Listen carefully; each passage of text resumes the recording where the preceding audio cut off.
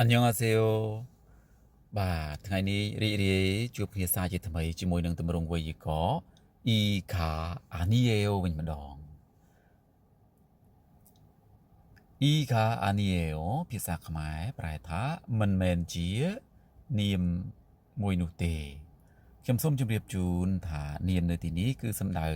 គ្រប់ឈ្មោះវត្ថុទីកន្លែងឬអ្វីគ្រប់យ៉ាងទាំងអស់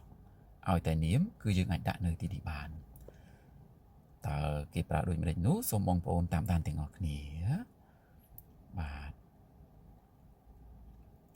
E Anieo ភ្ជាប់ពីក្រោយនាមដែលបញ្ចប់ដោយផាត់ឈីម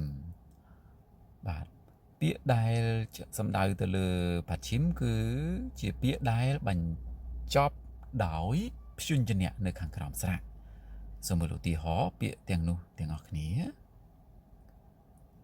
ពាក្យដែលបញ្ចប់ដោយផាត់ឈីមទឹកមុលភ្លើងភុលដីតាំងត្រីសេងសុនកាបូបខាបាំងបាទឥឡូវសូមយើងមកមើលឧទាហរណ៍ទាំងអស់គ្នាមិនមែនជាទឹកទេភាសាកូរ៉េនិយាយថា Muri 아니에요 មិនមែនជាកាបូបទេ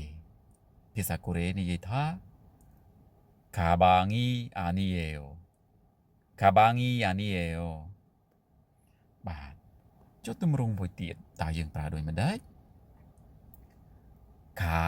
아니에요 ភ្ជាប់ពីក្រោយនាមដែលមិនបញ្ចប់ដោយផាត់ឈីមគឺពុំមានជើងនៅខាងក្រោមនោះទេពុំមានព្យញ្ជនៈនៅខាងក្រោមឡើយសូមមើលពាក្យដែលមិនបញ្ចប់ដោយផាត់ឈីមមានអ្វីខ្លះបន្ទាត់ឆាកណ្ដុរឈីកៅអីអ៊ុយចារថភ្លើងគីឆាយន្តហោះភីហេងហ្គីបាទ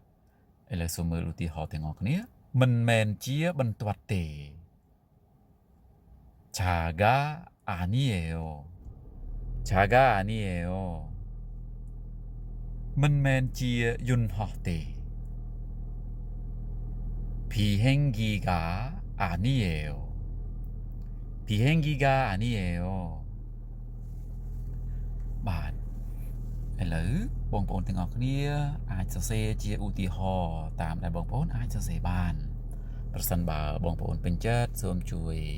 ចុច like follow ឬក៏ subscribe រួច share បន្តផងបាទសូមអរគុណ감사합니다